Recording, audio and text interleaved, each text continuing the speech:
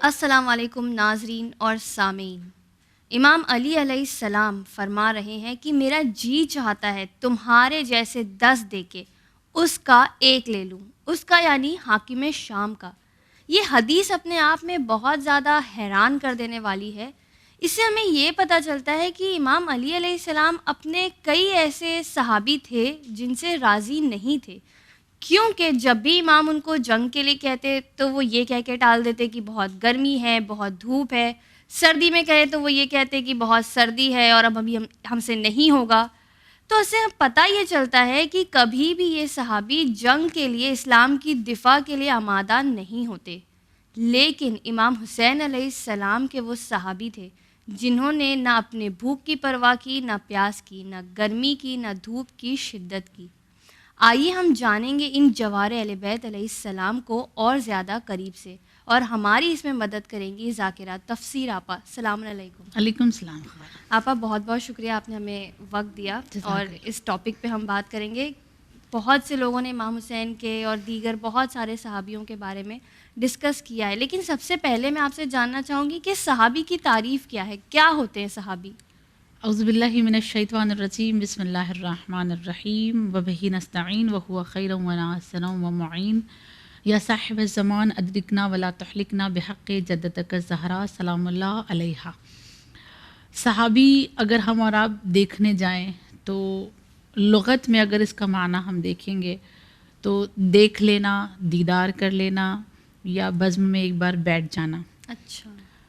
جو بھی نبی کی بزم میں ایک بار بھی بیٹھا ہے اس کو صحابی کا ٹائٹل ملا ہے.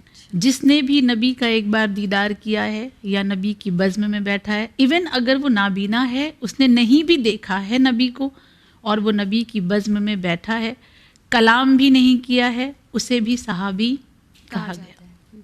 بعض علماء کے نزدیک اصطلاحی معنی میں وہ کہتے ہیں کہ نہیں، صحابی صرف وہ ہے جنہوں نے ایک عرصہ نبی کے ساتھ گزارا اور کچھ احادیث نبی سے نقل کی ہے، ایک زندگی نبی کے ساتھ گزاری ہے اور اس کے بعد ان کو صحابیت کا درجہ ملا. مگر سارے کے سارے لوگ اس بات پر اتفاق کرتے ہیں کہ نبی کی بزم میں ہر شخص جو بیٹھا ہے وہ صحابی ہے. لیکن مسئلہ یہاں پر یہ آتا ہے کہ کیا ہر کسی کو صحابی کہا جا سکتا ہے؟ درجہ ہر ایک کو وہ ملتا ہے. تو اس کا جواب صرف یہ ہے کہ بیٹھ جانے پر صحابیت کا ٹائٹل تو مل جائے گا، لیکن صحابیت کا درجہ صرف اسی کو حاصل ہے جو اس دنیا سے ایمان پر گیا ہو. یعنی صحابیت اختیار کرتے ہوئے اس کی موت ایمان پر ہوئی ہے تو ہی وہ صحابی ہے، وگرنہ وہ صحابیت کی فہرست سے خارج کر دیا جاتا ہے. اسی طرح وہ جو چھوٹے چھوٹے بچے جنہوں نے نبی کا دیدار کیا یا نبی کی بزم میں بیٹھے، ان کے درس کو سنا، ان کو صحابہ صغار کہا جاتا ہے، یعنی چھوٹے چھوٹے سے صحابی. وہ خواتین جنہوں نے نبی کی بزم میں بیٹھ کر نبی کے لیکچرز کو سنا ہے، ان کو صحابیہ یا صحابیات کہا جاتا ہے. مسئلہ یہ ہوتا ہے کہ کچھ لوگوں کا ماننا ہے قرآن کی ایک آیت کے مطابق کہ جتنے بھی ہیں وہ سب کے سب صحابی ہیں اور سب کے سب عادل ہیں اور سب سے اللہ راضی ہے اور سب کو اللہ جنت کا درجہ دے گا. اور اس دلیل کے طور پہ وہ سورہ توبہ آیت نمبر 100 کو پیش کرتے ہیں اور کہتے ہیں بسم اللہ الرحمن الرحیم. اللہ فرماتا ہے والسابقون الاولون من المہاجرین والانصار، الی آخر پوری آیت ہے کہ مہاجر اور انصار میں جن لوگوں نے بھی سبقت حاصل کی اور نیک عمل انجام دیا تو وہ سارے کے سارے جنت میں جائیں گے، ایسی جنت جن کے نیچے نہریں جاری ہوں گی. اس آیت کو وہ دلیل بنا کر ثابت کرتے ہیں کہ سارے کے سارے لائق احترام اور لائق کہیں گے عزت اور وقار ہیں. ٹھیک ہے، مگر اس کے برخلاف پھر باقی علماء یہ کہتے ہیں کہ نہیں، ہر کسی کو عادل صحابی نہیں کہا جا سکتا، ہر کسی کو یہ اس آیت کے مطابق نہیں کہا جا سکتا کہ اس کو یہ اجر ملے گا. کیوں؟ اس لیے کہ اللہ نے ہی قرآن مجید میں بہت سارے مقامات پر ان صحابیوں کا ذکر کیا ہے کہ جن کے دلوں میں مرض ہے، جن کے دلوں کے اندر مرض ہے. ذکر باقاعدہ قرآن میں آیا ہے اور اللہ نے صریحی طور پر کہا کہ میں ان سے راضی نہیں ہوں، اور وہ جو فساد پھیلاتے ہیں، جو فاسق ہیں، اللہ ان سے راضی نہیں ہے۔ یہی سورہ توبہ آیت نمبر 96 میں اللہ کہتا ہے فَإِنَّ اللَّهَ لَا يَرْضَىٰ عَنِ الْقَوْمِ الْفَاسِقِينَ، کہ بے شک خدا فاسقین سے راضی نہیں ہے۔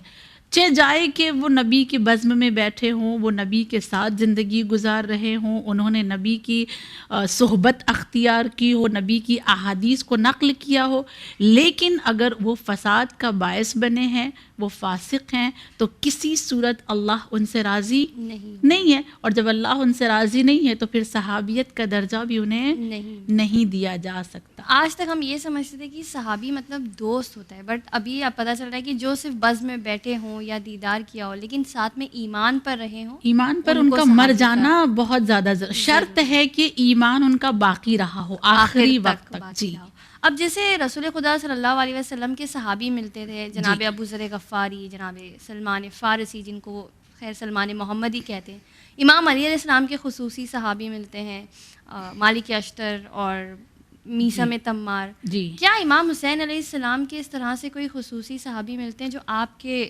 زمانے میں موجود ہوں؟ سب سے بڑا کمال تو یہ ہے کہ خود امام حسین غریب کے ساتھ کربلا کی سرزمین پر نبی کے صحابی موجود تھے، علی کے صحابی موجود تھے، مولا کائنات کے صحابی، باقاعدہ ایک فہرست ہے، طویل فہرست ہے جس میں نبی کے صحابیوں کا نام ہے، پھر مولا کائنات کے صحابیوں کا نام ہے، جن میں کچھ نام میں آپ کی خدمت میں عرض کروں، جیسے نبی کے صحابیوں میں سے انس ابن حارث کا نام آتا ہے، عبد الرحمن کا نام آتا ہے، مسلم ابن اوسجا کا نام آتا ہے، ہانی ابن عروہ بھی اسی میں شامل ہیں کہ نبی کی صحابیت میں تھے، اس کے بعد مولا کی صحابیت میں، اور پھر اس کے بعد یہ کربلا کے لیے شہید کیے گئے۔ پھر عبداللہ ابن یقتر کا بھی نام آتا ہے جو زبالہ کے مقام پر مولا کو جن کی شہادت کی خبر ملی تھی، یہ بھی شہید کر دیے گئے، جن کو امام حسین نے لیٹر لے کے بھیجا تھا۔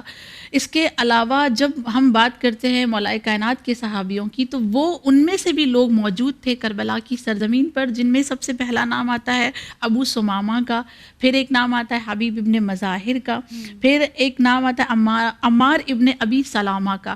اس کے علاوہ امام کے اور بھی کئی صحابی ہیں جن میں ایک بہت نمایاں شخصیت ہے نافع ابن ہلال۔ نافع ابن ہلال جو امام علی کی صحابیت میں بھی تھے، اور پھر وہ باقاعدہ کرب و بلا کی سرزمین پر گئے، اور ان کے لیے تاریخ لکھتی ہے کہ شب عاشور جب امام حسین اپنے خیام یعنی اپنے خیموں سے تھوڑی سی دور جا کر اپنے خیموں کا معائنہ کر رہے تھے، تو یہی نافع ابن ہلال تھے جو مولا کے قریب گئے اور جا کر کہتے ہیں کہ مولا، یہ تو دشمنوں کے خیمے کے قریب آپ کھڑے ہیں، آپ اپنے خیمے سے دور کیوں آئے ہیں؟